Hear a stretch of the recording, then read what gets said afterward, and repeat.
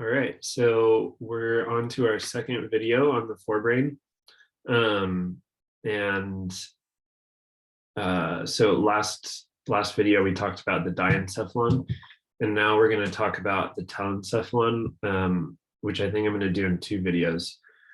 So this first part, we're going to be dealing with subcortical structures, and then in the next video, we'll talk about the cerebral cortex.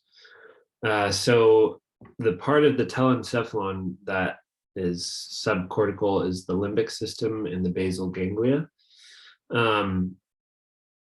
So yeah, let's start with the basal ganglia. So what we've added to our model here is this piece, which is the caudate nucleus. It's sort of spooning with the lateral ventricle and the thalamus, which is medial to the caudate nucleus. And yeah, the caudate is like a tail, which you can kind of tell in this, but we'll look also on images. This area in the middle would be the putamen, and then even I think medial to that is the globus pallidus. So yeah, the basal ganglia is a collection of subcortical nuclei in the forebrain, which lie beneath the anterior portion of the lateral ventricles. So these are the lateral ventricles here. And these nuclei are responsible primarily for motor control, as well as other roles such as motor learning, executive functions and behaviors and emotions. And the major parts of the basal ganglia, which I mentioned while talking about the model, are the caudate nucleus, the putamen, and the globus pallidus. And yeah, the caudate nucleus means a nucleus with a tail, and you can kind of see the tail on here.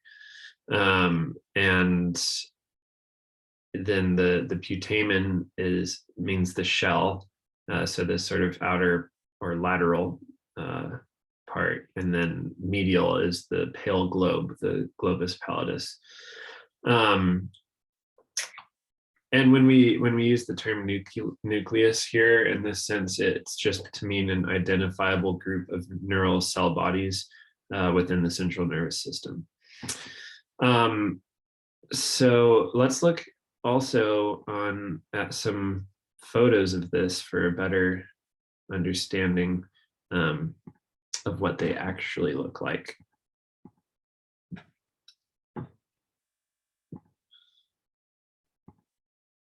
So here, this is a sagittal view of the brain.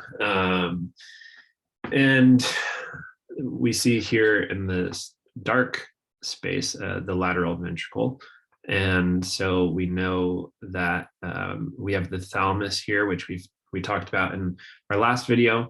And then here would be the caudate nucleus. And also the nucleus accumbens would be down here, which we'll mention in this video as well. Another, a 3D view, we have the lateral ventricles here in black, and then the caudate nucleus, the putamen here, and it makes sense that it's the shell, it's covering the globus pallidus right here. And we're also going to talk in a minute about the amygdala, which you can see here. Yeah, and then I like this. This is just a photo, obviously, but it shows pretty well. You can get an idea of this tail, the thalamus being medial to the basal ganglia as a whole, and then where the nucleus accumbens would be. Yeah. So that seems sufficient. um, so some things about the basal ganglia. Um, the caudate nucleus, it functions not only in planning the executive movement or the execution of movement, but also in learning and memory, reward, motivation, emotion, as well as romantic interaction. And the putamen is involved in learning and motor control, including speech articulation, language functions, reward, cognition, and is related to addictive processes as well. And then the globus pallidus is primarily involved in, well, a number of things, but voluntary movement is a big function. And so with all of these being related to movement, as we learned in a previous video, Parkinson's disease is caused by degeneration of certain neurons located in the midbrain that sends axons to the caudate nucleus and the putamen. So Parkinson's disease, it affects these areas as well. And then the nucleus accumbens, which I pointed out to be sort of rostral and ventral to the caudate, is frequently referred to as the reward center of the brain because it is like a neural interface between motivation and action. So it plays a key role in feeding, sexual reward, stress related things, drug self-administrated behaviors. So yeah, there's a lot to all of these structures. But yeah, let's move on to the limbic system. And the limbic system is a set of interconnected brain structures which form a circuit and is the part of the brain that's involved in our behavioral and emotional processes or responses, especially when it comes to behaviors that we need for survival. So feeding, reproduction, caring for our young, like being socially connected, and our fight or flight responses. And it's very well known for the fight and flight response. And so, yeah, there's limbic cortex, but besides the limbic cortex, which we can put on here, if this comes on. Besides the cortex, there's a couple really important structures that you can't really see well on this structure, but let's look on the screen share.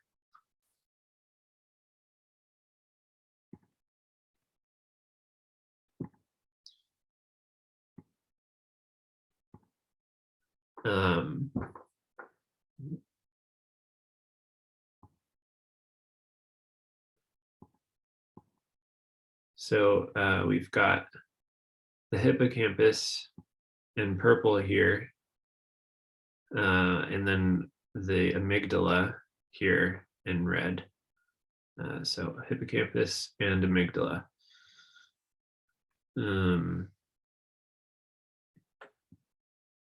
I don't know if I pulled up an MRI for that. Yeah. So yeah, hippocampus, amygdala. And so these structures are also super important. The amygdala is interior of the rostral temporal lobe, contains a set of nuclei, and is primarily involved in the processing of emotions and memories associated with fear.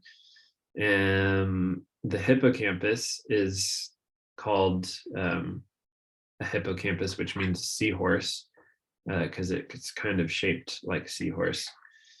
And it is a plastic structure, a very vulnerable structure. It gets damaged by a variety of stimuli, but it plays a major role in learning and memory.